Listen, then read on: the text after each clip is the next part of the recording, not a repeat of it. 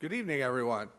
My name is Barry Buchanan with the Whatcom County Council, and we welcome you to tonight's Whatcom County Justice Updates. With me tonight are, to my left is Heather Flaherty, Arlene Fell. They are the citizen representatives on the Incarceration Prevention and Reduction Task Force. And then to my far left is Prosecutor Eric Ritchie. And tonight's meeting is designed to give you some updates, what's going on in our departments and in the council and what we've been talking about lately. And we're going to start out with Prosecutor Ritchie is going to give you an update on what's going on in his office.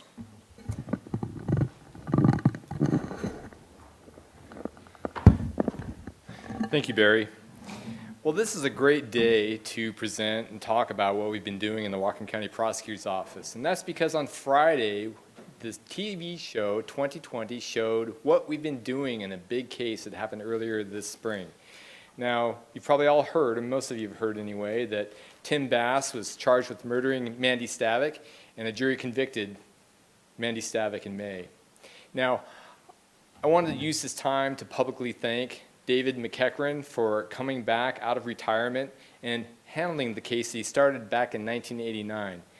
His only payment was a parking spot. I also want to thank Sheriff Bill Elfo and Detective Kevin Bowie, who never gave up on trying to solve this case.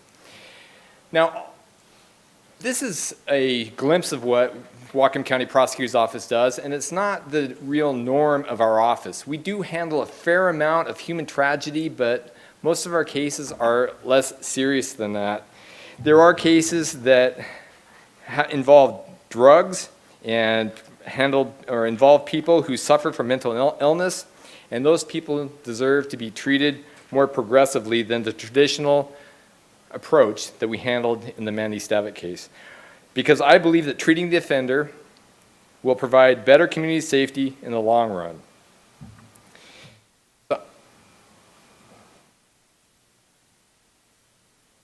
Slide to change here. There we go.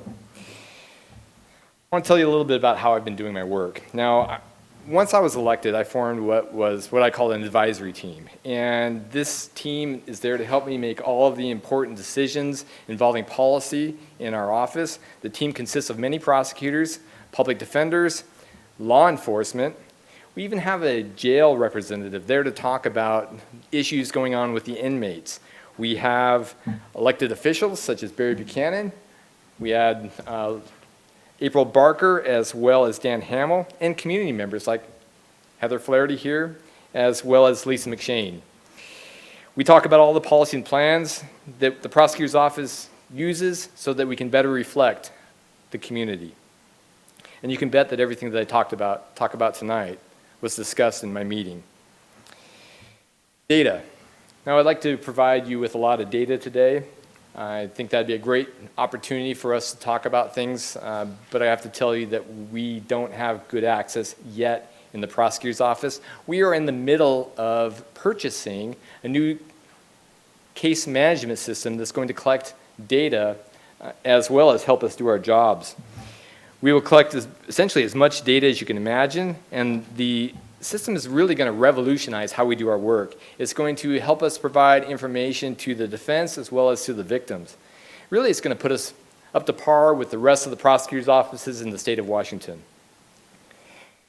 But there is one statistic that I was able to pull, and that was through help from the sheriff's office, and that is that Whatcom County's incarceration rate is down 11.5% for the first half of the year.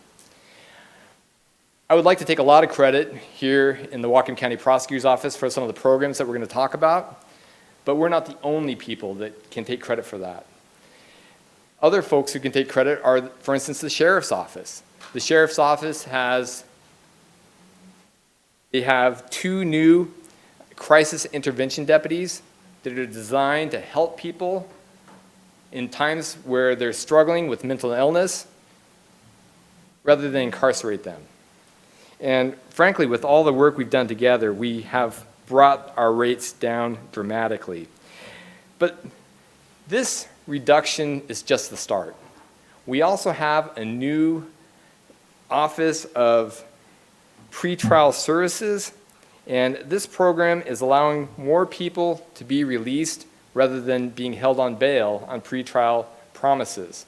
Now, what they're doing is they are sending out reminders to folks so that they will know to come back to court rather than setting bail. And I have to tell you that at the end of the year, I'm really excited about having the opportunity to come back to tell you about our incarceration rates, because they are going to go down dramatically.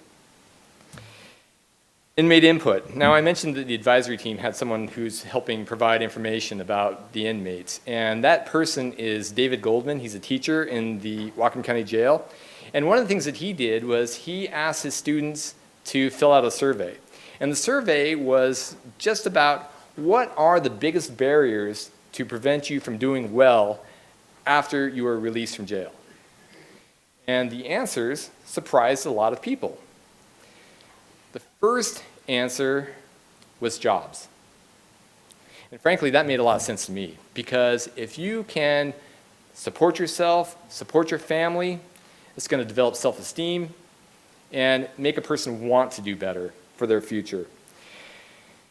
So one of the things that we can do in the prosecutor's office is we can help with vacating convictions. After a person has had some time, the proper amount of time, and they're eligible, we can vacate these convictions so that it reduces the stigma of the prosecution. And frankly, I think that's a real good thing for us to do, and we do so. The next barrier that the inmates saw, housing. And frankly, that makes sense too. Housing is a real important issue, and I support the idea of more subsidized housing, because I believe that housing people who are otherwise living on the streets is going to protect everyone. The third issue, or the barrier that the inmates saw, was transportation. And transportation it allows a person to get to work, so it's a very important thing that people need to have. And I can tell you that the legislature has been working on decriminalizing driving while suspended in the third degree, and I support those efforts too. Policy changes. Drug court. We've opened up drug court in my first 9 months on the job. We have 20% more people in the drug court program than we used to have. One more thing that's going on, the leaders in drug court approached me this last month and asked me if I would support the idea of doubling the program. We sat down and talked about it, and we devised some ways that we believe are going to help us do so. So drug court's going to be even bigger program than it was. Low-level drug cases. We're currently pleading low-level drug cases to misdemeanors and getting treatment when appropriate. We have established presumptions to tell prosecutors and the defense when the reductions will happen. And we demand consistency within our office. I'm hopeful that we're going to be able to reduce some of the backlog that we've had in the Whatcom County Prosecutor's Superior Court Division with this program. They'll jump in warrant quash day. Prior to me being elected, Dave McEachran allowed me to do a couple things, and one of them was to change the way we handle bail jump charges. And the way we do that is we now allow a person 6 weeks to reappear in court without any penalty after they fail to appear. And the reason why we do that is because, well, first off, we file bail jump charges because if you fail to appear and a lot of time passes, that compromises our cases. But we don't believe that 6 weeks will compromise our case. So we are giving people that opportunity to return to court without penalty. And we also believe that not adding a penalty at the end might encourage a person to come back, knowing that they're not going to get another charge. So that's a program that we've done, and I think that's been very successful, and I believe that the public defender has been pretty happy with that. Warrant quash day. This is something that I saw on the news last year. It was done in Seattle Municipal Court. Sounded like a good program, warrant quash day. Well, municipal court, that's done with misdemeanors. And I thought we could do that with felonies. In fact, we did. We did do it with felonies. I don't know that that's been done anywhere else. We did it also very comprehensively. We brought in the small city prosecutors to come in and have their cases our people's warrants quashed as well at the very same time. And of course, Whatcom County District Court did that too. That was a real big success last year. And the idea is that it makes our community safer. It's because we now know where a person is rather than being out on warrant. And it also gets a person's case moving again, which is real important for the system. So I'm going to talk about LEAD. That's law enforcement assisted diversion. We are in the beginning phases here, but we are full steam ahead. This is something that I talked about with Bill Elfo nearly 2 years ago, and we're making a lot of progress at this point. We have not only talked to our community stakeholders with the city and the county about support, which they do, but we've also brought in the people who began the Seattle program, the people who invented the whole program, to come up here and talk to us. We've talked a number of times about how to get this program going. And we believe this is going to be a great success. I want to tell you one more thing. We have applied for federal and state grants, which we're going to hear about any day now. Fingers crossed. I want to just mention also that the plan in place is that we will connect LEAD with the GRACE program for their treatment and supervision.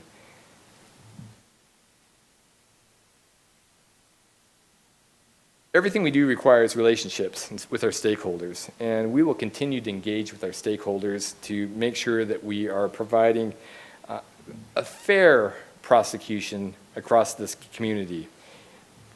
We have a number of plans in the near future that I want to mention, and this fall we are planning a juvenile justice roundtable, and we have another warrant quash day planned for October. I want to tell you that I intend to advocate for more behavioral health, mental health, and treatment opportunities because I think, as I've said a number of times already, I think that is the best way to protect our community in the long run. Finally, I want to mention training. We've had implicit bias training. We've had training for diversity and equity, and we are scheduling more. This is an exciting time to be a prosecutor. Thank you.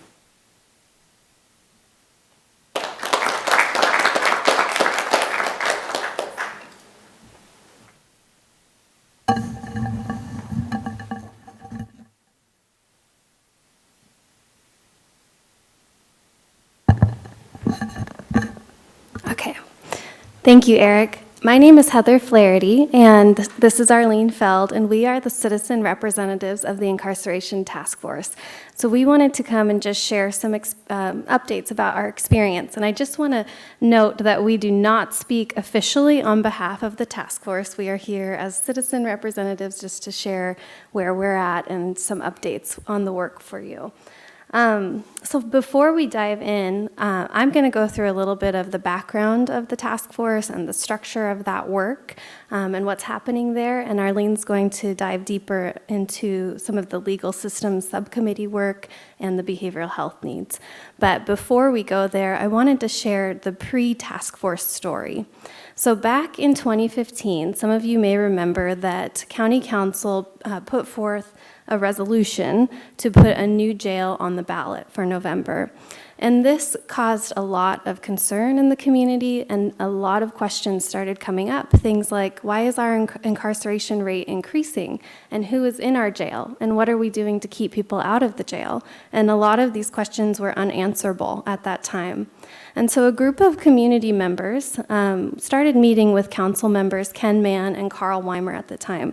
That group included Chris Phillips from Peace Health, Lisa McShane, Elia Moore and Larry Thompson from WAHA, Amy Mann, Dave Finney from Opportunity Council, Dan Hamill, and myself. And out of these conversations and questions, the idea for setting a table to talk about these things in our system was formed. And we realized how complex all these issues are and that they cross all silos and all departments. And we wanted to see a place where we could collaborate and talk together. And so that was the background behind Carl Weimer and Ken Mann bringing that resolution forward for the task force. And let's see, for just a little context too, for when this was happening, we were having a national conversation, still are, about criminal justice reform. And so we weren't alone in this. We were a local kind of output of some of these national conversations that we were paying attention to.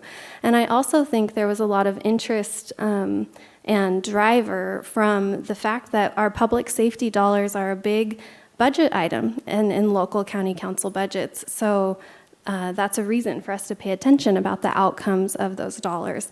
An additional context for you too, you may recall that vote came forward in November of 2015, and it was so close. It was a 48% yes and a 51% no. It was a difference of 1,661 votes in the community.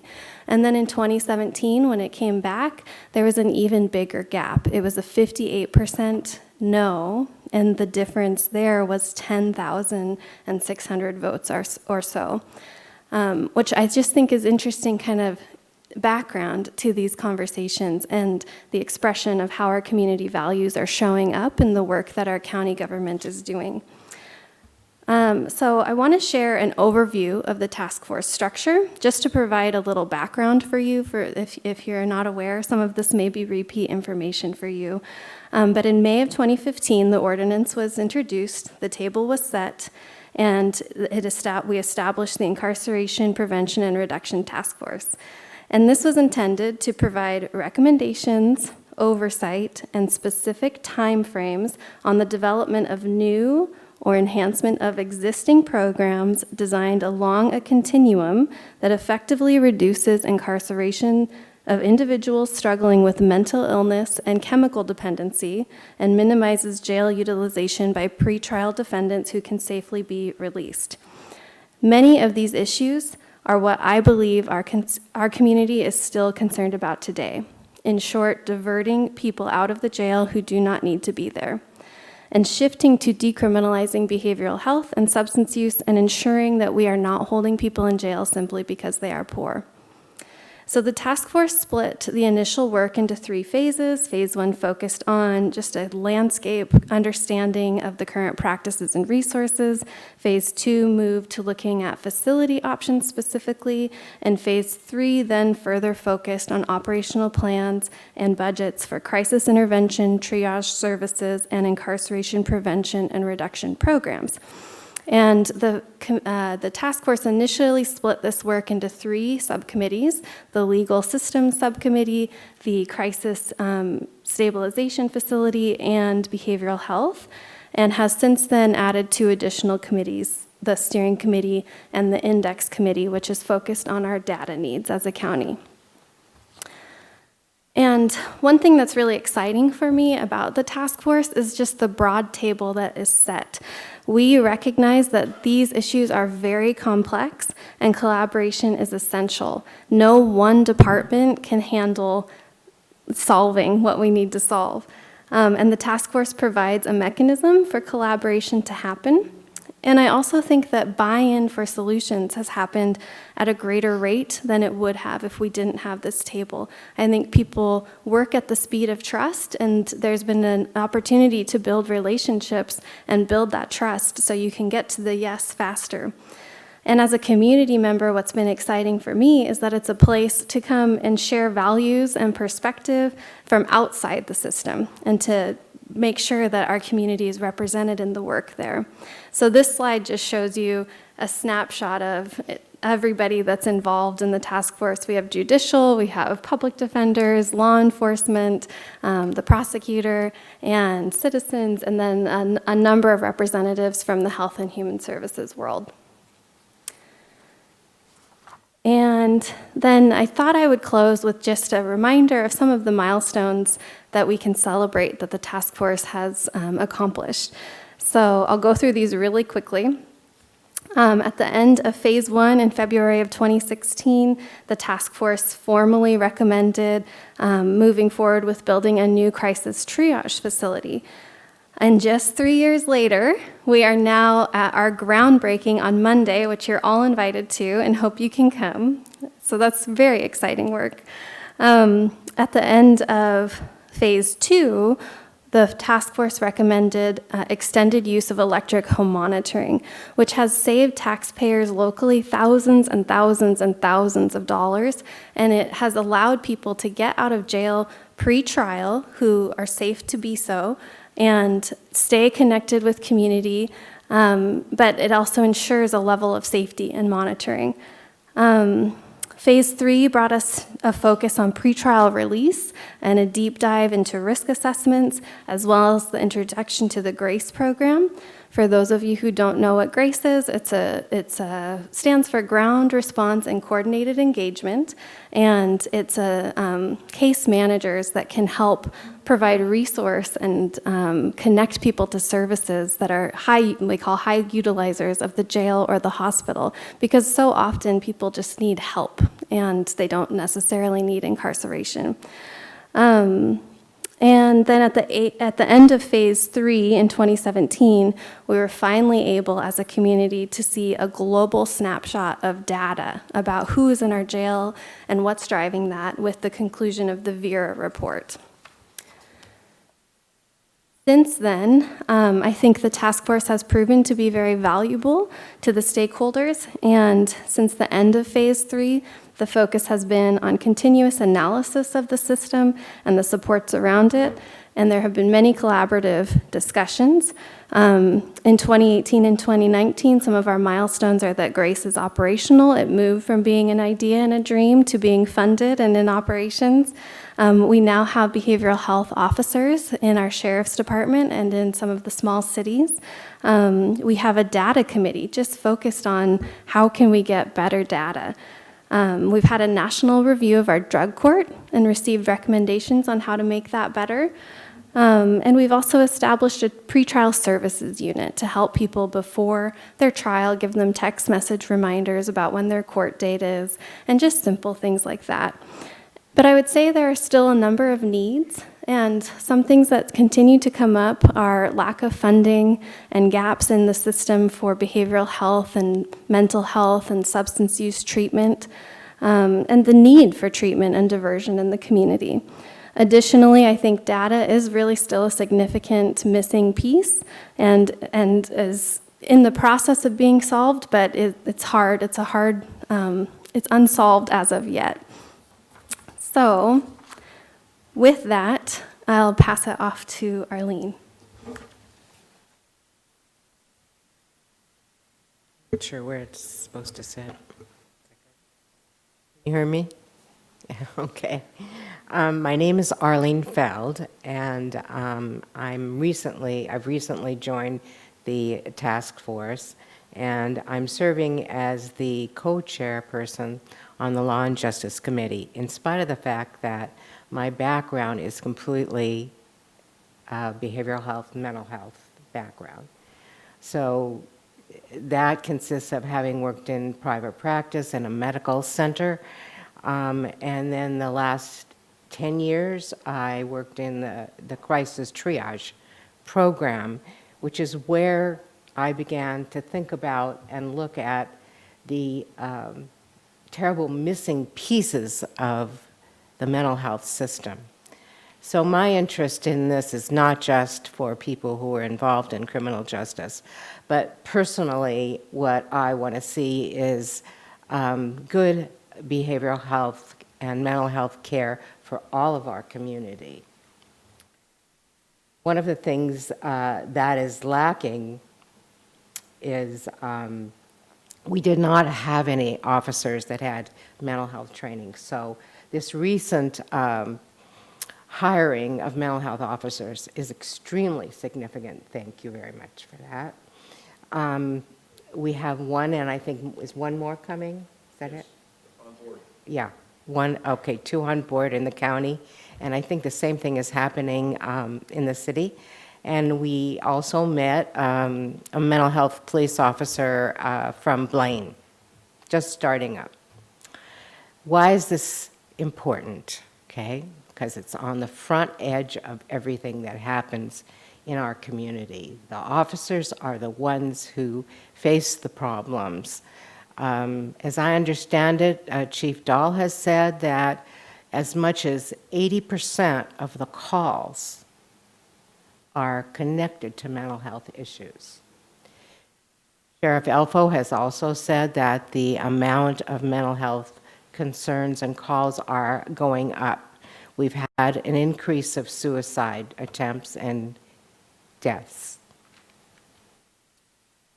So these officers most recently came to visit the Law and Justice Department, our committee, a couple of weeks ago, and they came to give us a report. And the report was about their experiences, what they're learning, and most importantly, from my perspective, what they need.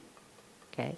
So what they need is very similar to what I observed in working in the crisis system is that are needed, and those things are the gaps, the things that are missing. They confirmed that in their reports with us. It was pretty significant what they had to say. So there's this interface between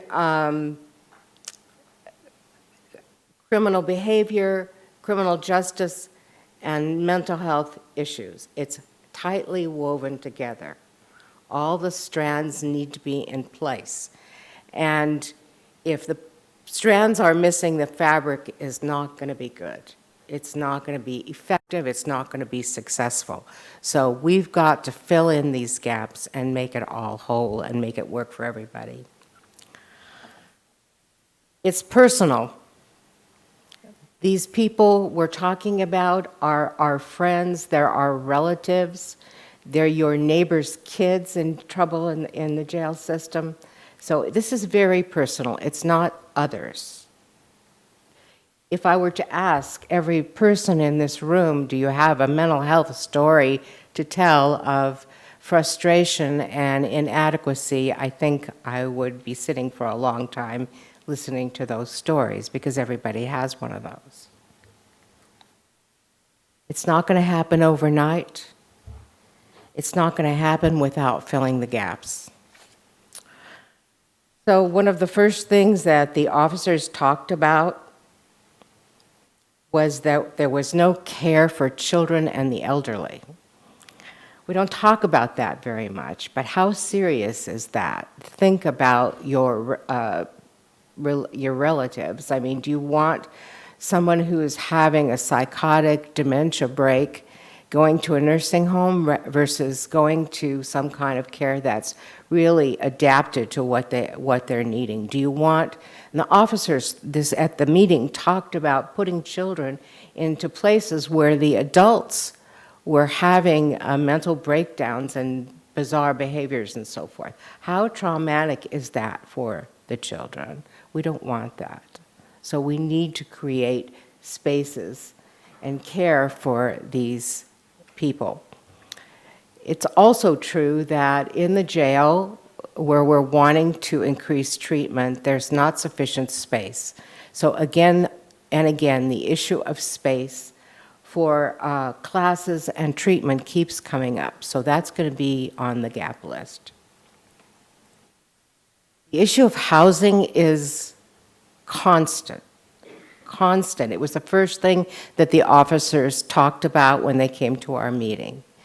Why? Because you cannot heal people in any way whatsoever if they do not have a place to put their heads. So what does this mean? It means we have to work really hard to see to it that the people in power in our community make the decisions to build the structures or the programs that we need to have to house everybody. It may seem like a dream, but this task force and these programs were a dream to me. And now they are going to be happening. But we need you. We need your support. We need you to tell all your friends and relatives what's going on in this community, and at some point we're going to need other types of help from you too. So keep that in mind. Another thing we need that's terribly important are what I'm calling navigators, and we already have some navigators in our system. For example, in the foster care system, and we also have Restorative Community Coalition, doing volunteer work for prisoners and for reentry. So we already have people working on these ideas, but we need to complete it and fill it out.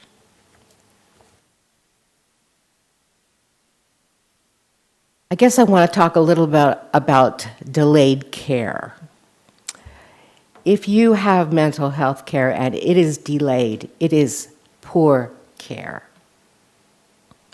What happens when there's a delay and there's a need?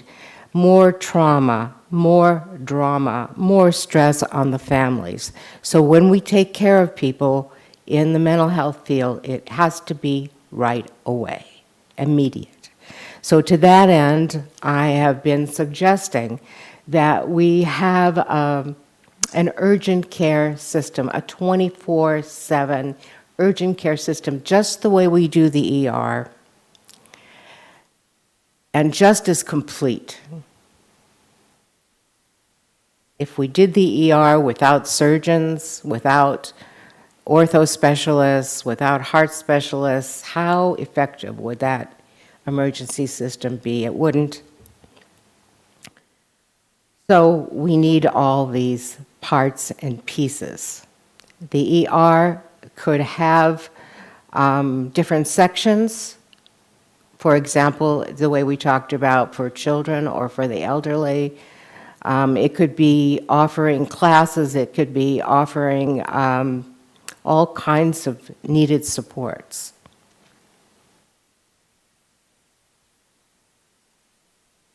One of the things that we do not have is sufficient hospital beds. We don't have a psychiatric hospital here.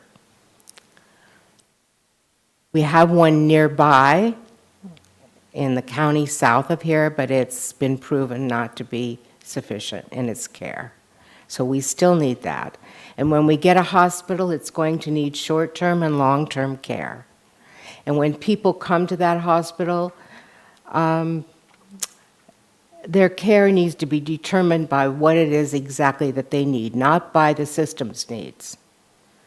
So because we've had so few beds, people are often turned out of hospitals before they are stable. What does that do? It brings them back into the hospital quickly instead of keeping them stabilized.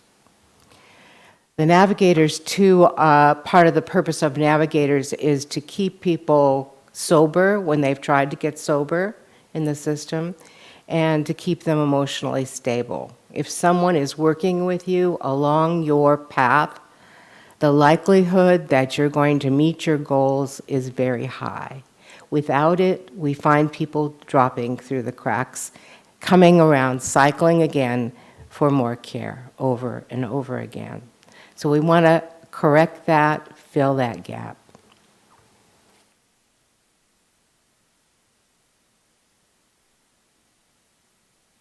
I talked a little bit about re-entry. This is a very important part of this process. As you can see, it's so complex with so many moving parts and pieces, but re-entry is vital. In there we have help with housing, jobs, classes, and healing and restoration. The re-entry program could be more open. It could have more alternative types of healing systems. In this county, we have a lot of that.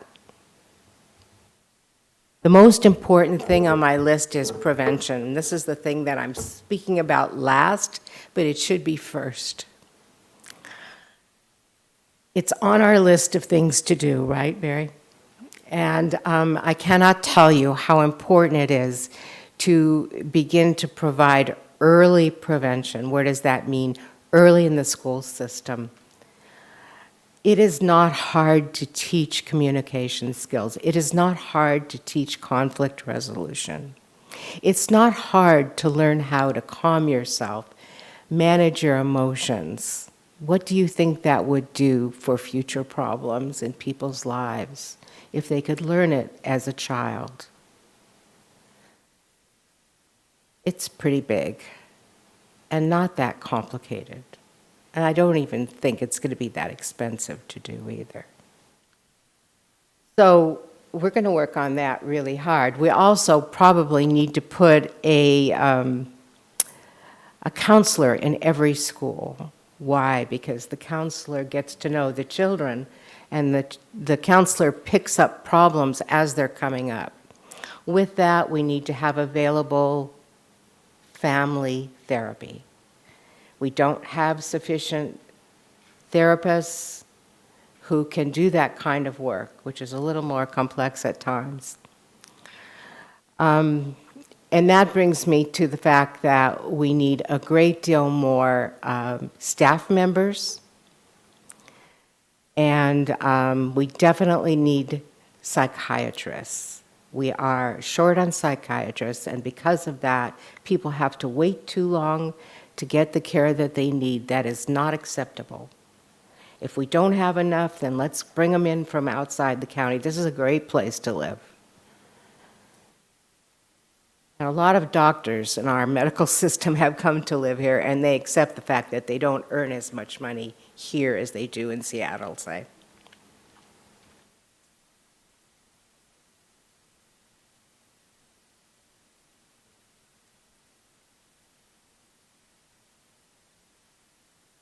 Not sure what else I want to tell you. I'm very happy that we are doing this work.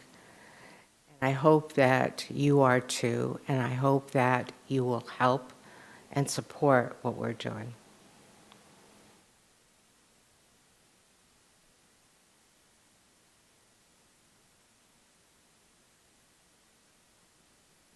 Thank you, Arlene. I can't say enough good things about the work that the task force is doing.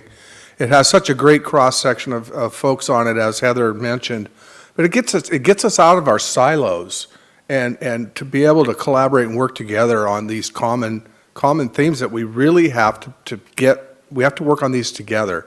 There's not any one magic bullet to our criminal justice reform. It's a whole host of things that have been mentioned here so far tonight, and I just am so thankful that we were able to put that committee together. I'm here to talk a little bit about what the council has been up to. We have been looking at, since we've had 2 jail measures had failed, we put together a committee on the council called the Criminal Justice and Public Safety Committee to deal specifically with these issues and start integrating some of these ideas that the prosecutor's office comes up with and that the task force comes up with to get a holistic view on what we need for future incarceration and incarceration prevention, more importantly. So next slide, please. We have a short video here, if I can figure out the technology.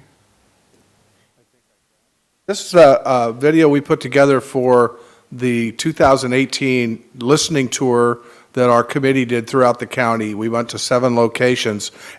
We just thought we'd use it tonight because it's a good, concise way to give you some history of Whatcom County's, the jail in particular.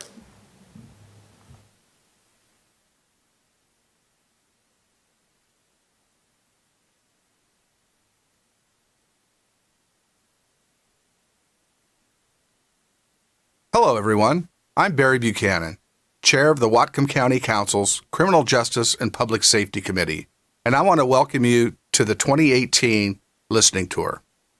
We're reaching out to residents of Whatcom County to get your thoughts on our criminal justice system. Tonight, we will present an overview of where we are today and a timeline of events leading up to now.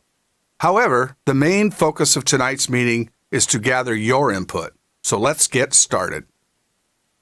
The Whatcom County Jail was built in 1949 and until 1983 was located on the 6th floor of the county courthouse. In the early 80s, the State Jail Commission funded construction of the current correctional facility located next to the courthouse in downtown Bellingham, and the jail was completed and occupied in 1984. Over the next 2 decades, the county took numerous steps to enhance its criminal justice system, including creation of a jail alternatives program, establishment of a law and justice council, establishment of a blue ribbon panel on criminal justice and public safety needs, establishment of a drug court, expansion of the jail alternatives program and facility to include more beds and divert more offenders from full custody, adoption of an ordinance imposing 0.1% sales tax for criminal justice purposes, and passage of a voter-approved sales tax increase of 0.1% with part of the funding proposed for a new jail project and part for construction and operation of a temporary interim minimum security work center. In 2006, the Minimum Security Interim Work Center opened and planning for a new jail began in earnest. Over the next few years, money was appropriated to fund a jail site selection process, facilities planning, and preparation of studies necessary to locate a new jail in Whatcom County. A jail planning task force was formed, and the hard work of this group resulted in recommendations for tangible next steps in development of a new jail proposal. In January of 2013, the county purchased approximately 40 acres on LaBounty Road in Ferndale as the proposed site for a new jail, and in the fall of 2014, Council approved a contract with DLR Group for design and engineering services. The Council approved a recommendation for the county executive to move forward with jail planning by hiring a professional jail planner and identifying parcels of land that could support siting of a horizontally designed jail. In 2015, the Council established the Incarceration Prevention and Reduction Task Force to study ways to prevent and reduce incarceration in Whatcom County. That same month, the Council approved a resolution to place a measure on the general election ballot for 0.2% sales tax increase to fund a new jail at the LaBounty Road site. In November 2015, Whatcom County voters rejected the ballot measure. Over the next 2 years, the county secured a jail facilities use agreement with other Whatcom County jurisdictions, and the County Council held a public hearing to gather citizen input on jail size. The Incarceration Prevention and Reduction Task Force worked diligently to prepare recommendations for safely and effectively reducing incarceration of individuals struggling with mental illness and chemical dependency, and also to minimize jail utilization by pretrial defendants who can safely be released. In July 2017, the County Council adopted an ordinance to place another measure on the general election ballot for 0.2% sales tax increase to fund costs associated with financing, construction, maintenance, and operation of jail facilities and incarceration prevention programs, including medical and behavioral health facilities and programs. In November of 2017, Whatcom County voters rejected the ballot measure. So, that brings us to where we are today. The County Council formed this committee to ensure thorough study and review of criminal justice and public safety. Our first priority is to reach out to the community and give citizens the chance to provide input and ideas for enhancing public safety and criminal justice in Whatcom County. Our process going forward will be to compile the data from these listening sessions and work with the Incarceration, Prevention, and Reduction Task Force to begin Phase 2, a needs assessment. The needs assessment will address who should be in our jail, where the jail should be located, a capital and operating budget, and what is the right size jail for Whatcom County. Once the needs assessment is complete, we will begin Phase 3, which is the facility planning process. The committee appreciates you coming out tonight and sharing your views with us about criminal justice in Whatcom County. So that's where we were at the end of our jail listening tour last year. We got a lot of good data out of it. A lot of folks in this room attended every one of those, so it was very well attended. To set the table of what's coming next, I just wanted to point out some of the statistics that we have. We have 11 court systems in Whatcom County. We have the 2 for the county, and we have the tribes, and we have a court for each of the municipal governments. There's approximately 322 offenders under supervision. That was a snapshot on the 16th of September. And we have jail alternatives programs that are expanding all the time. We're coming up with more and more programs that are alternatives to incarceration. As far as the facilities go, we have the main jail located right here next to the courthouse. We have the work center, which we talked about a little bit in the video. And we have now, getting ready to break ground, as Heather mentioned, next Monday, the 30th, is groundbreaking for this crisis stabilization facility. Other programs we have in the alternative to incarceration was mentioned earlier is pretrial supervision, work crews that the sheriff runs. There's community projects, reduced sentencing. We have electronic home detention through ankle bracelets. We have work release, that is work during the day and then return to the center when your time is through working. We have school release, which is the same thing, that folks can continue to go to school while completing their sentence. We have community service hours instead of jail time. Misdemeanor behavioral health unit is supervision for offenders with mental health issues. And Eric talked a little bit about the LEAD program, the Law Enforcement Assisted Diversion program that he's working on. And the sheriff has another program that's called the Behavioral Health Diversion Program.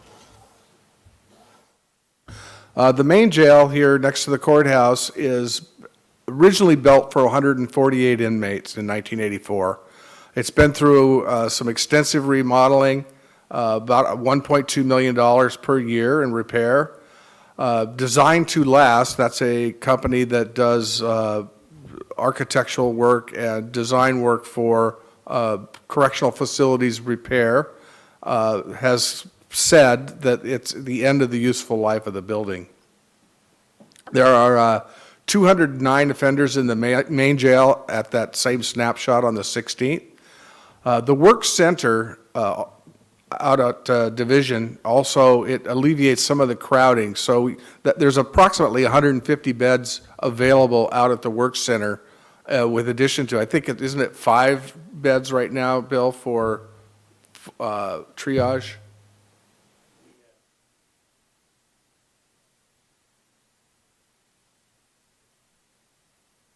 Okay. And also, we've been utilizing the Yakima jail in the past couple of years for overflow, and I'm not sure quite how that's going now. I guess we're in negotiation with how that may or may not continue. The work center, like I said, was built for 150 inmates. It's alternatives to incarceration programs. It's housing for minimum security. And at the 16th date that we talked about, there was 90 offenders located in the work center. The new crisis stabilization facility has been quite a project. It's out at 2030 Division Street. It's been known as the triage facility, is what the community has been calling that for years. We had a lot of hurdles we had to jump to get funding for this. We finally got the last piece of it in place. I believe it was at the end of July or beginning of August. And the council went ahead and approved that to go forward. And it's an alternative to arrest or hospitalization in the case of actual crisis needs for either mental health or substance abuse. The expansion is planned to have 16 mental health beds and 16 detox beds in it, and it'll be operated by Compass Health and Pioneer Human Services. As far as funding goes and the things we've done over the years, we had the 0.1% criminal justice tax in 1999. We had a 0.1 sales tax for replacement jail in 2004. That was for the new jail and for the work center. We had the funding for the jail site selection study in 2007. We had the 0.1% sales tax for chemical dependency and mental health programs. That was passed in 2008. And then we had those 2 failed bail measures that ballot measures that we talked about in the video. Both were for 0.2 cents, and they were both for the La Bounty site. which with approximately, I think the plan at the time was around 450 beds.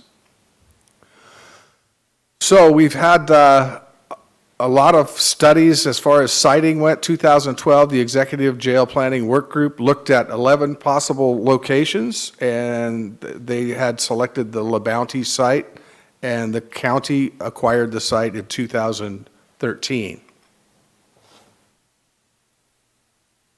It's 40 acres out on La Bounty Road in Ferndale. DLR was the group that did the design for the facility. It was estimated to be 453 beds at the cost of $110 million. Plus, there was plans to put a sheriff's office on the same site through another funding mechanism. It wasn't going to be through the ballot measure. Then we formed a jail stakeholders work group. That was put together at a time when the cities and the county were negotiating how the jail facility use agreement would go. So we had a work group put together that their total 100% focus was on that, on how the financial agreements and partnerships with other jurisdictions could be done. So there was cost and funding for a new facility and cost sharing for the operational expenses. And again, it was estimated $110 million for a new jail, funded through the 0.2% sales tax. 2016 assessment of jail facilities, the main jail, 18 significant building deficiencies. This was done by Design to Last. $10.5 million in issues and repairs to address in just the next 5 years, an additional $4.5 million to address a missing smoke abatement or ventilation system that we don't have, that's been recommended that we do have. Given excessive maintenance costs, the best and only permanent solution is to build a new jail, and that is a quote by Design to Last. Failures in security electronics and outdated locking mechanisms, failing plumbing, fresh and wastewater, structural concerns related to remodeling to house additional inmates, and smoke ventilation systems, all those things were on the plate of that study. And over 20 years, it was estimated to cost somewhere in the neighborhood of $27 million. So the Incarceration Prevention Task Force, again, was formed in 2015. They've been studying ways to reduce incarceration. I won't go over this slide. Heather covered that really well, but there was 3 phases. All were very successful. Probably the crowning achievement of that group was finally getting to the Crisis Stabilization Center and have that be able to be funded. In 2017, we really started trying to focus on what I called getting my problem with the 17 ballot measure was we were putting the cart in front of the horse. We hadn't allowed a lot of our programs to take root yet, and we hadn't seen what they could or couldn't do as far as reducing incarceration. So some of the strategies that we started talking about after the ballot measure failed in 2017 was we just have to reduce unnecessary admissions and get the pretrial population down, increasing case processing efficiency to shorten jail time, curtail the number of new and outstanding warrants for lower level charges, and create oversight and accountability mechanisms to ensure that we're successful and sustained population reduction. We did do the listening tour last year to get the public's response on what they felt, how they felt about those jail measures and why they did or didn't vote for it. We did 7 events, 2 in Bellingham, 1 in Deming, 1 in Linden, 1 in Ferndale, 1 in Sudden Valley. What am I missing? Up in Kendall at Maple Falls, yeah. We asked 3 questions. What are your concerns about previous jail proposals? We asked, what are your hopes for a better solution? And what's the vision of success? We did in-person and online questionnaires. The issues were prioritization of diversion and treatment for substance abuse and mental health disorders. The one thing we heard across the political spectrum and the geographical spectrum was people preferred treatment over punishment. Over and over and over again, we heard that. There's a desire for a smaller jail. If we're working on, diligently working on all these programs, we can get that population down, and we can have more money to put into behavioral health and substance abuse programs. Investment in programs that prevent incarceration and reduce root causes of criminal behavior. Investment in rehabilitation and treatment services, and successful reentry into the community. In this year, 2019, we had a resolution that was unanimously approved by the County Council back in August. It was called we called it the Public Health, Safety, and Justice Initiative. It identified planning principles on how we wanted to move forward. Nothing cast in stone, but it was just principles of we want to look at reduction in incarceration as a super high priority.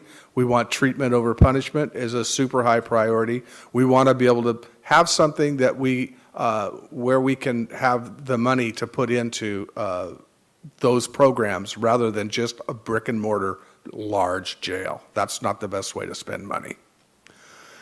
It acknowledges life and safety issues at existing jail and cost of repairs too costly to continue in the future. We have to be realistic about that. Throwing good money after bad is never a good idea because it just won't get us to the end goal that we want to get to. And then it identifies a desire for a possible ballot initiative in the future. We want to break that cycle of incarceration. That is number one on our list. Focus on mental health and substance abuse, focus on diversion and alternatives, and a new jail should be sized considering comprehensive alternatives and those treatment programs to have a realistic size facility. As Prosecutor Ritchie had on one of his slides on how important stakeholder and public engagement are, that's why we're here tonight. We hope to do more of these in the future as we move along in our planning and as the prosecutor's office develops new programs and starts measuring the success of the programs that he's doing. We want to have these kind of updates along the way over the next year. So the resolution called for 3 basic phases, and we're kind of in phase 1. Phase 1 was approved by the council at our September 10th meeting, and that's the needs assessment. We have to find out what our criminal justice needs are, and most importantly, when we include that nexus with behavioral health, it's a huge part of this study. We've built that into our RFP when we're starting to look at potential consultants to do the work. We've emphasized over and over and over again that we need to be able to have that nexus of behavioral health as well as some of the diversion and other programs that we're doing to be able to accurately figure out really what size of a jail that we do need. It includes a summary of existing studies. We don't want to really waste what we've already done. We want to be able to take some of those old studies and get some of the data out of them. We want a financial asset mapping of what programs we have, both behavioral health and criminal justice. How is the money that we have already gotten through ballot initiatives, how is that being spent? What's the data that supports those programs and how are they doing? So we really want to get a good asset mapping of both from a financial aspect and a performance aspect. We want to project facility size, evaluate behavioral health programs in the jail and throughout the broader community. I want to emphasize that. I want to emphasize we're not just looking at what we can do in the jail, and that is important, what we do in the jail, but what we do, what's between, this is what I've always wanted to be able to identify, what's between the triage facility and the next phase of folks' life. They get out of crisis, they have to go somewhere. So that's kind of what I'm looking at, as far as the broader community gap analysis goes, is what can we do that supports the community as a whole when people get out of crisis. And then identify evidence-based behavioral health practices that support a good, healthy criminal justice system. The next two phases are just basic bullets at this point because there's no need to have a facility design until we do that kind of needs analysis to find out what we need, where we need it, and the programs that we want to do along with it. And then, of course, some sort of conceptual design will be necessary just to be able to understand what the costs are going to be. That does it for what I wanted to talk about, but we have plenty of time for questions, and I think we have a mic set up over here. If you could keep your questions, I don't want to do the 3-minute on everybody, but I'd love you to kind of be cognizant of your time. So everybody that wants to speak gets a chance. We do have to get out of here at 8:30. So go ahead and please take the mic and address your question to one or all, and we'll pass the mic around.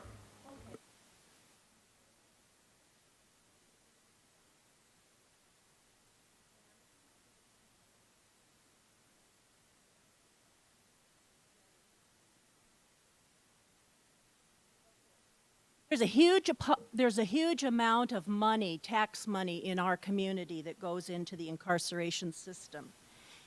And I just am still confused. Why did our system waste so much money on buying 40 acres of land that still needs maybe a $10 million assessment on toxicity and wetlands and stuff? And the reality is only a small portion of that 40 acres could potentially be built on. So that's one of my points that I'm still wondering. Why did we buy that land so early?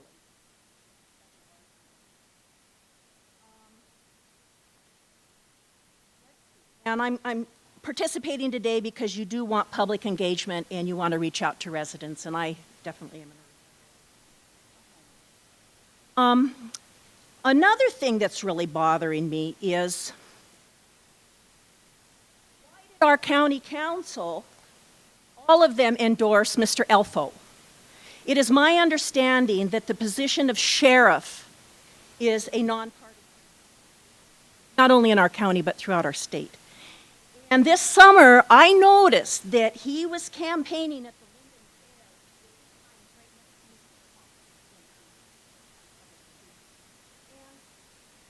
as such, we know Mr. Trump is mentally unstable.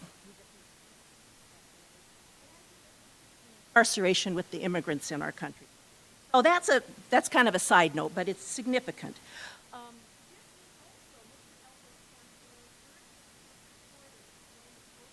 Platform called We Speak, which is a site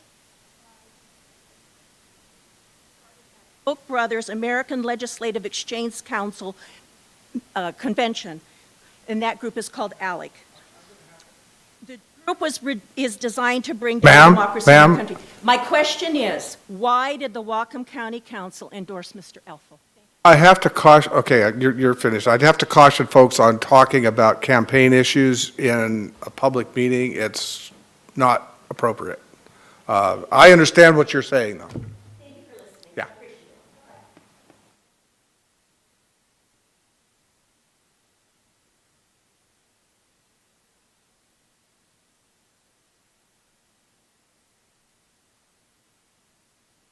I appreciate it. If you want to know the answer why myself, I can only speak for myself. I have been working with the sheriff for a year and a half on how we can move forward on criminal justice reform, and I've found his work to be very effective. I've found his willingness to listen has been extremely high.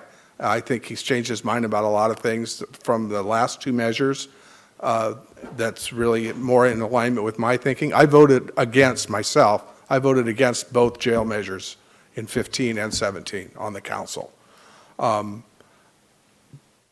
that's the reason I supported, because I felt that he was really heard what the community said. He went to all of our listening sessions with us, and I felt that he's really trying to do a lot of those reforms that the community wants to do.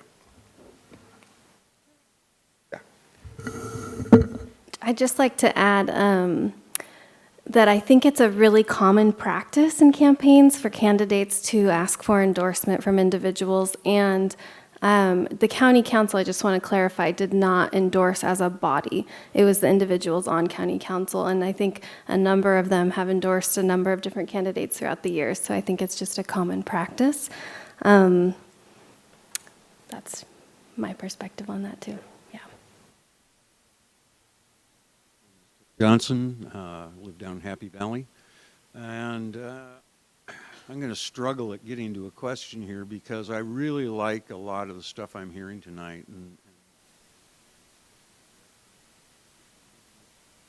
read much news, you'll find out that we're not the only ones with these problems, and people are finding solutions much as you are researching solutions and much the same solutions. But I think we have, I mean, and I want good solutions too.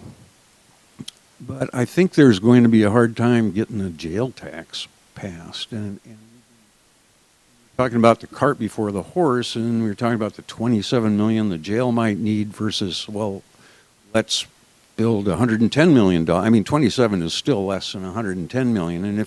And if we do the programs that reduce the population, there may be a lot more room in that jail. So, like I think you did say, let's wait and apply these things before we make the needs assessment. But I think there's some rerouting and going back, and it gets to this property on LaBounty Road, and it gets to the counties. It's still on the website. The rationale for a big flat horizontal jail cited 2 documents from the National Institute of Corrections and the Department of Justice on jail planning.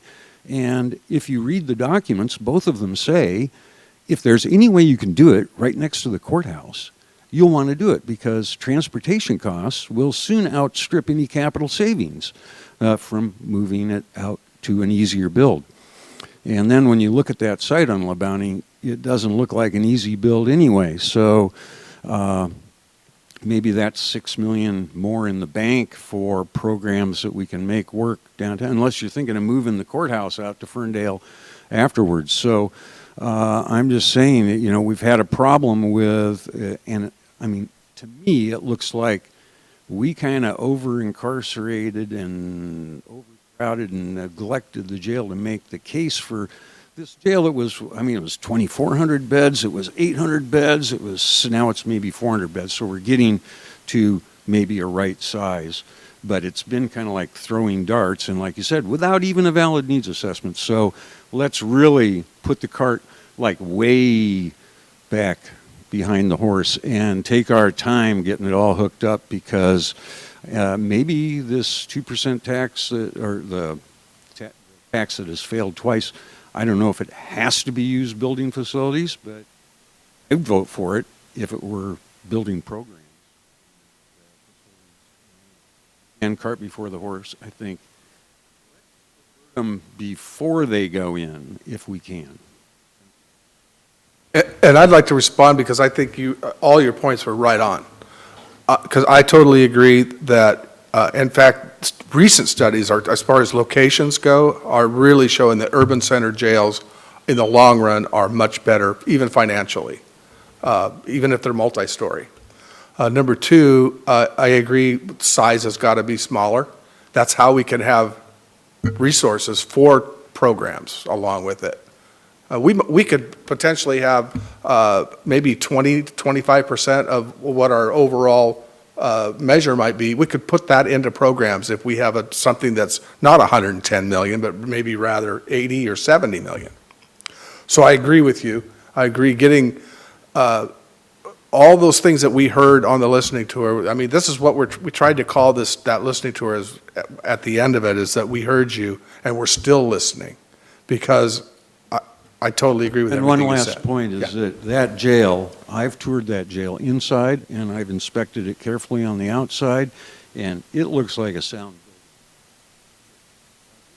jail. But even the seismic little markers around the jail after the earthquake in Olympia, you know, they've quit monitoring them. They're just like, and when I read that design to the last stuff, I read that building's fine. Now, well, no, it's not a good jail. But could it be a good jail? Yes, could there be more room? Yes. And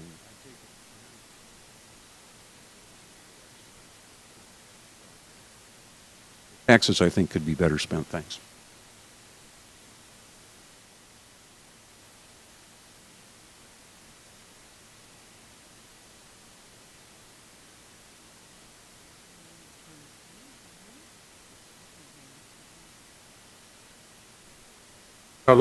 Get a little closer. All right, There you go. testing. Okay. Wow, you really do have to bite it. I really appreciate Tip's responses or his input. And I think is it Heather? Yeah. That was such a brilliant statement that work proceeds at the pace of trust. And I know that being here for the third round of considering more taxes to fund a jail when we already have funded, I think twice, aspects of the incarceration system and supporting the jail. And knowing that I've read parts and heard synopses of parts of the Built to Last, is that the name of it, that report? And we're getting different takes on these things. I think the trust gap is huge. We started out with such an excessively large ask, and it came down. Second excessively large ask, and it came down. And we funded some kind of a carryover, I can't remember the tax, and then we funded something else, is my memory. And the theme running through this is just a will to build that jail and build it bigger than we need. I'd like to know, okay, first of all, I also understand that I agree with Tip's point, and I'll underscore it. The $27 million to maintain the current jail along the plan that Joy Gilfillan has, that I've read the details of, use our 2 jails. We have 2 jails, we don't have 1. The $27 million that would take for the maintenance and upkeep of that, considering the Built to Last report, as I understand, says that it's structurally sound. And I can't imagine any building whose lifespan would only be, what, less than 40 years? I can't do the math quick enough in my head, but this isn't an old building. So that question, how $27 million to maintain a structure that arguably is structurally sound and is sufficient under a different allocation of how the spaces are used. That $27 million seems very defensible. And then I also haven't heard, and I'd like to know, because what I'm interested in is putting money into the services. I'm interested in putting money into the services that would make it so that we have plenty enough jail already. And so where are the funds coming from? Can those be feathered out? Can they be separated out so that the public knows and has maybe a choice? Because I think the problem for me is a big trust gap.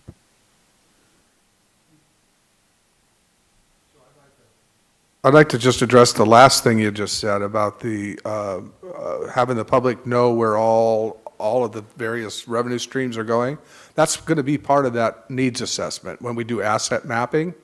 So we'll be looking at every dollar that's coming in for criminal justice, where is it going? Every dollar that's coming in for behavioral health, where is it going? So we get a clear picture and a very clear picture for the public as well, that where are those assets going and what's the performance level on those programs that they're funding. So I agree with you, we need to do that. We do have a trust deficit and we need to work hard on that. I would just like to add a few things to that too. I think that just from my perspective as a community member who's been involved is that there was real recognition of that trust gap that you mentioned, especially after the 2017 ballot measure. And that is why County Council engaged on a listening tour. And that was a lot of time and a lot of earnest asking the community, what do you care about? Because we need to hear from you, and to rebuild that trust. That was part of that. And having a night like this is also part of that too. And I think that from my perspective, I see real effort to rebuilding that trust. And I think if you have feedback specifically on how county council can do that better, I believe you're all ears on that. Additionally, just while I have a microphone, I might as well share a couple things I think about.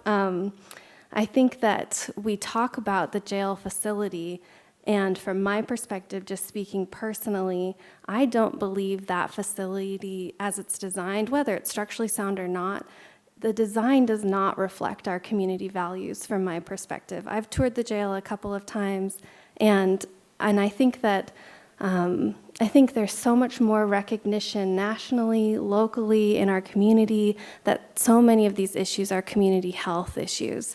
And I think we have a facility that we know doesn't serve any of those health outcomes we want to see.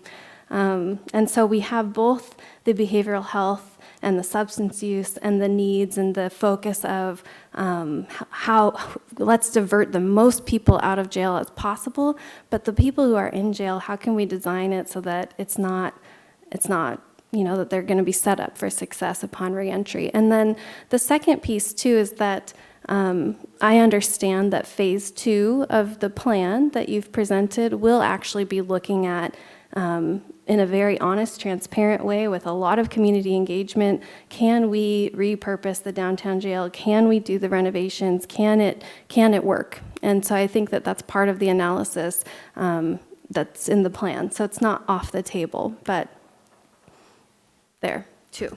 Yeah, just to confirm what Heather says, that's actually in the scope of work for the consultant, is to look at reuse, as an option, because it's a county asset.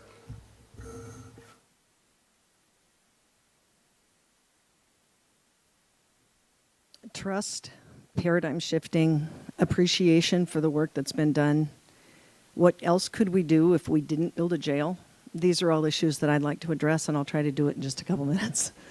I think that we just created a huge trust problem tonight because you never acknowledged Irene Morgan and the work that the Restorative Community Coalition did before any of the rest of this stuff happened. And I think that's a real failure because Irene Morgan has been working on this issue, and she has been speaking to the subjects that all of you are taking credit for today. She started talking about them in 2006. So I have a problem with trust when we don't acknowledge the people who do the work before everybody else takes credit for the work. I just want to say that right up front. That done, I'll just go, let it go. Second thing I'd like to say is that before we engage in a new campaign to pass another tax, I think the first thing I would like to see us ask is, what would we do if we can't pass the tax? What will we do if the taxpayers honestly can't pay more money? They are broke.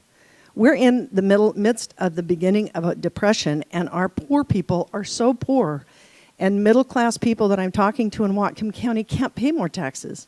A lot of our what used to be wealthy people, they're selling their homes because they can't afford to pay more taxes. So I think we have a responsibility as a community to actually ask the question. So when I started asking that question, I did two things. One of them, and I want to speak I want to be very clear, I'm speaking as a citizen here. Since 2010, I started analyzing what was the matter with our jail and justice system across the nation and locally. And one of the things that after 10 years of research, the Vera Institute said at the end of their report was, you can't fix anything until you talk to the clients. The Incarceration Prevention Reduction Task Force would not do that. They, in fact, sent some of our clients out of the room when we brought them to the task force to talk. And it disturbed me. So I sat back and I asked the inmates, and I asked people, 79 people I interviewed, and it took hours per person. And it's very deep work to ask people to talk about the trauma of being arrested. There were 53 people that I talked to who were arrested, who went through the jail and justice system, specifically in Whatcom County. There were 26 others that I talked to who were family members who unwittingly had gotten their family members arrested and were helping them. I'll tell you what, that interview, that series of 79 interviews was the most profound thing I've done in 10 years. Because what I found out, and this is where some of our gaps are in our communication, all of the 79 people, not one of those people intended to commit a crime. And most of the people who went through that interviews with me were not mentally ill before they started. Some of them had emotional trouble, some of them had problems, but none of them intended to commit the crime. Most of them, had we intervened at some point pre-arrest, we could have changed the game for every single one of those families. I think that is the biggest opportunity we have in Whatcom County right now. We have actually 3 jails. We have a juvenile jail that's underutilized, and by the way, it's beautifully managed upstairs. I'm really proud of that facility. And there's only, last time I toured it, there were only like 8 people in it. There's 33 spaces. We have jail number 2, which is the one downtown here. It's a maximum security facility, and I got to tell you that doing the research I've done, no maximum security facility is humane in the first place. It's 4 walls and concrete doors. It's ugly and it's messy. However, it is my opinion, after touring all of our facilities and going through the emergency management facility, that we absolutely could fix that jail up. It needs a deep clean, it needs repainting, it needs some air fresheners so that we get the black mold out. It's got a lot of stuff in there we could use if we cut the occupancy load in half. How can we do that? One of them is move the sheriff's facility out of the basement, move them over to the emergency management facility. If you moved them to emergency management, that's a 24,000 square foot building. The sheriff's office takes up about 20,000 square feet if you move it all, and we don't need to, but move the part that could take it to the EOC. That does 2 things. It makes our sheriff's department highly effective, faster response time, gets them out of the basement, out of danger. It provides a space where we can actually do true innovations, and it provides a disaster management preparedness facility that is actually up to the nines. Because number one, it's good. I got to quit. Sorry. It can put us up to the nines in quality, and it can help us with climate crisis, disaster relief, emergency preparedness. That would give us 25% more space in the building. If you only then you use the maximum security facility for maximum security holds only truly dangerous people and people who are mentally ill who need services, we could actually provide it there. Then you take jail number 2, use it for minimum security, reentry, recovery, reprogramming.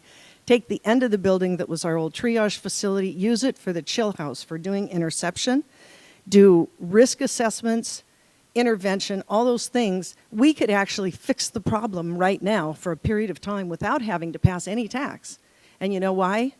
Because everybody you take out of the prison system before they go in is going to get you a $7 to $20 to $30 return on investment for every buck invested. There is a massive opportunity to do recovery programs, reinvestment, and I'll tell you what, bring our community in and ask them for solutions. We got people all over this community who want to help us. Don't think that the county council and the county and the prosecutor and the sheriff, you guys are not responsible for saving our community. Our community wants to help. Let us do it. Thank you.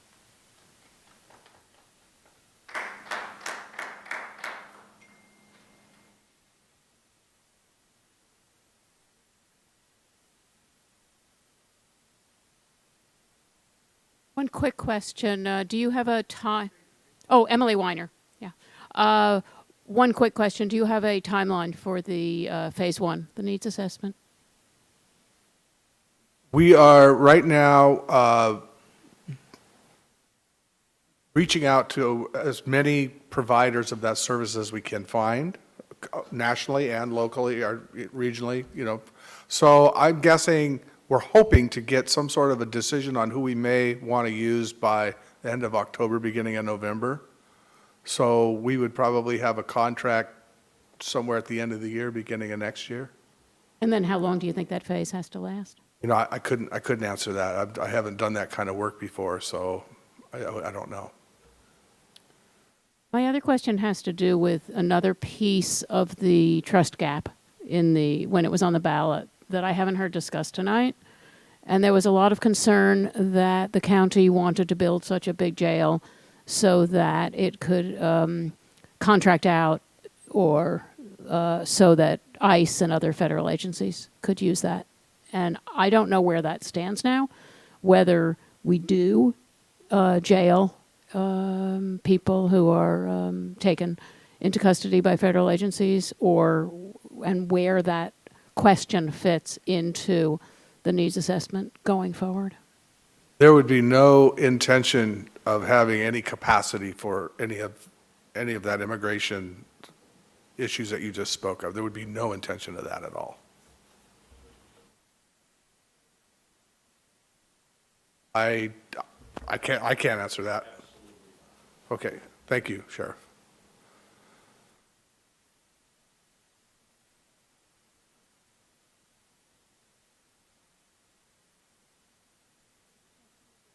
For having this event and allowing us to hear my main confusion is that I see a lot of things in the PowerPoints and the slides that seem like they're already complete and fully implemented, but as far as when I look at the slides and then I know or look at what's happening that I can see in our community, it looks like there are significant gaps. Like some of those things up there, there may be one officer, for instance, but by no means is the county covered. Or there may be a program, but there are so many people that don't fit the program guidelines that they're not being served. So I would really like at some point to find out, okay, which of these things have we gotten fully implemented and up to speed, and which of them are done on paper but not really done yet, and which of them are wishful thinking. I'd really, because I don't believe that all of those things are fully implemented in our community. And then that's my main confusion, is like that does not seem an accurate representation to me from just living in Whatcom County. So I'm really curious about that gap, especially where it said that the Incarceration Prevention and Reduction Task Force had completed their phase 3 about prevention, when as far as I know, they haven't even gotten to prevention yet for pre-arrest, right? So that really raised a flag for me. I know that could be a very, very long answer, so I don't expect all of it to be answered, but I just want to caution everyone that because it's on a PowerPoint or because it's on a piece of paper or it's in a resolution doesn't mean it's integrated and fully functioning. It may mean we're starting a lot of these things, but I encourage us not to rest on our laurels and not to assume that it's a done deal. So I'm looking at everything with a grain of salt. And then I have a major gap that happened for me in January. Something really shook me. When I saw on the January County Council agenda on the consent decree or consent docket was the elimination of 40 pages of RCWs that governed the use of the jail and the policies within the jail. And it was to be just agreed to and not even publicly discussed. That sent, when I actually read the RCWs, I was shocked, beyond shocked. And then there was a little bit of a hubbub, and suddenly it came off the consent docket, and then there was some discussion of it, but not nearly significant enough discussion. All of those RCWs were eliminated, and it was replaced by a couple of paragraphs or a page or two that the sheriff got the chance to write all of those rules about the jail, and they're going to be in his own policies. So therefore, they're not RCWs, they're not publicly accessible. And there were statutes in there that governed how strip searches could be conducted and how people could be handled and what kinds of restraint could be used. And the fact that those are no longer in our laws means that there are vulnerable people in our community that could be taken advantage of, and their families would have no repercussion to know. Even the person themselves would have no way of knowing were their rights as a citizen violated because they don't have access to the rules by which the jail is managed. So that gave me a huge trust gap with Sheriff Elfo because it felt like something was slipped into the county council and that it was just going to be passed, and then there was not enough critical examination by the council to say, okay, other counties have edited to bring up to date their RCWs relative to incarceration. So let's see, what exactly things do we need to change? Let's take a look at a county that has updated their RCWs and use some of their recommendations so we don't strip our citizens of the ability to make sure that their family members are safe inside our jail. So that trust gap has me deeply shaken in the council as well as with the sheriff, but mainly with the council. I know you guys don't get paid enough. And I know you don't have the support that you need. And I know you have so many issues that you have to grapple with for this county that are deep and wide-ranging in the background of what you need to know in order to judge those, make those decisions. But I'm hoping that you have many more listening tours, because the citizens and really, really want this county to succeed. I want Whatcom County to be a leader in the nation as far as justice reform and really changing things here in a big way. And I think we're taking steps in that way. But when something like that happens, it's really difficult for me to trust that this is all real. And that it's not just lip service, or it's not going to be controlled by somebody who then will grab the agenda and then have their own personal agenda, and then suddenly a program will be in place, but it will be underutilized. Or the recommendations will be such that the people who really desperately need that program can't get into it. Or someone who needs the services of the GRACE program or a lead officer, they can't get it because, oh, this is too extreme a case.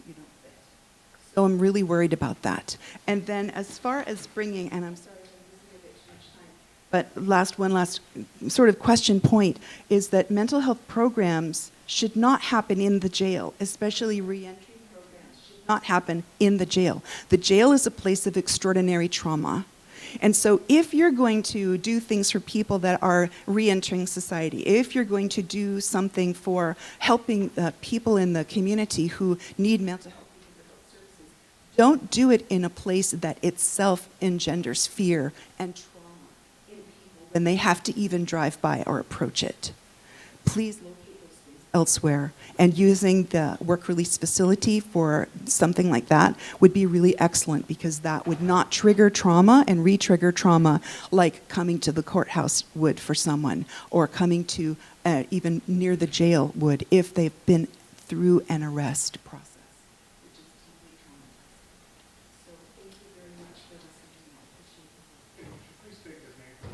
Sure, my name is Anastasia Lundholm.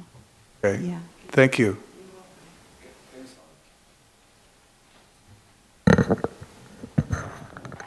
So thank you for the question. I just wanted to briefly say that my office did review the codes that were proposed, the changes to make about how to run the jail. And I wanted to tell you that the codes that we replaced were outdated. They made no sense with current practices, and we are now following best practices by making a directive to the jail to follow, but making a directive to the sheriff to follow national best standards. And this just makes more sense for our community. I'm sorry if there was some confusion. I'm sorry about if you didn't. I mean, if that wasn't presented well. But I can tell you that we're in a much better position than we were with the old codes.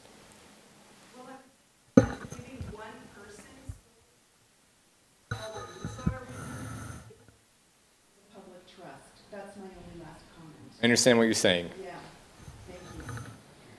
thank you.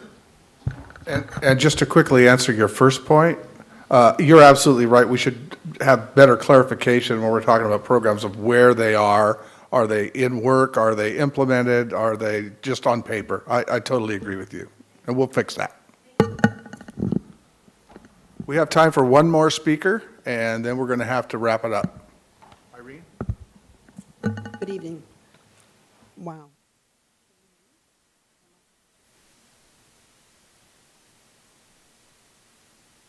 But it's not my favorite flavor.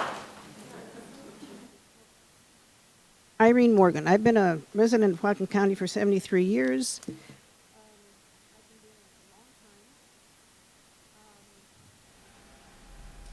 I too have a trust factor. But I'd like to say I appreciate this particular meeting. However, I believe it's not enough. I love what has been done. I sat on the task force the task force for 2 years, and saw things start to move. And now I see lots of programs being implemented, and that certainly raises my level. But this is not enough. There needs to be more public input actual programs being presented, and I ask you, Barry, I'm asking that the county council have the Restorative Community Coalition present their programs and their ideas, and because we've been working on this a long, long, long time, and I can tell you that people going through the court system are absolutely, I would say 95% of the people I work with, and I've worked with many going through the courts, and they are absolutely scared to death. They absolutely do not remember what they're told. And yet, those that are in the system have special names that they call them. Bimbos. Many different things, names. And it's just not fair. And most people don't realize that those folks are paying their wages. So let's get real and let's be respectful and honorable to everyone. And there is, I may be a farm kid, but I think I ran a business for 20 years, and someone in DOC told me that I didn't do DOC math, so maybe this is the same kind of thing. But if you have programs, and if the jail actually has 11% less people in it, and the crime rate is going down, it seems to me that we should have more money hanging around for programs. I think we don't need any more taxes. I've said for 40 years, we've paid enough taxes. It needs to be spent differently. And so as the jail population goes down, there surely must be money that isn't being spent. And if it is for people that aren't needed anymore, then we need to find a way to release those folks, and there's going to be lots of jobs when these programs are put into practice. There's going to be lots of jobs for lots of people, because the healthcare workers will be needing lots of them to take care of these folks that need help.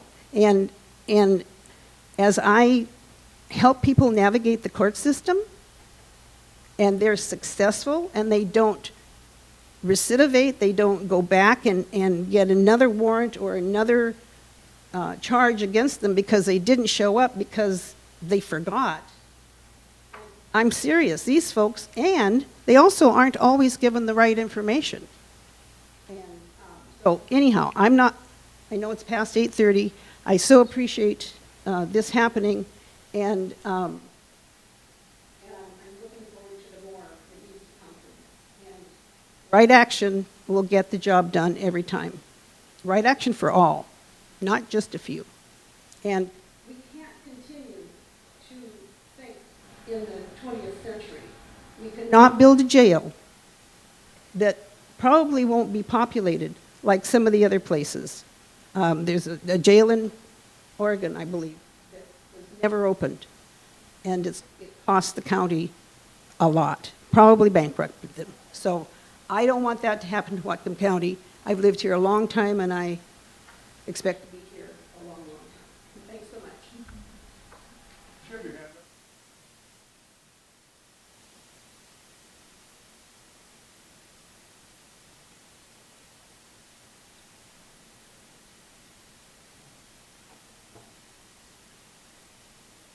My name is Clint Lincoln. I've lived in Whatcom County my entire life. Are you guys familiar with the 2015 jail mailer that went out? Pictures that were in that jail mailer. There was a jail mailer that came out in 2015, and there was pictures in it, and it was endorsed by then the prosecutor, our current county executive, and our current sheriff. In one of the pictures, I'll show this one to you, it shows the control room of the jail. And in that picture, it looks like a control room from the 1980s. So I toured the jail recently, and I went into that control room and noticed that that's not what it looked like. And I asked Lieutenant Statch, I apologize if I'm messing up his name, but he said it was actually changed in 2012. So I don't know how this is possible. So I was hoping to get an answer on that.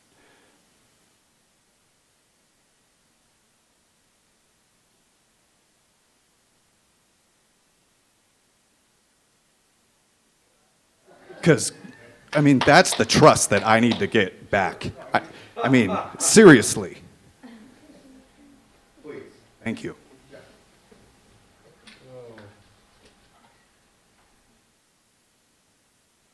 All right, well, thanks, everybody, for coming out tonight. Again, this is something that we're going to do regularly. You can expect here in your email box, I'm sure in the next few months, we'll be organizing this again as we make some progress. And thank you for all your comments and questions, and have a great night.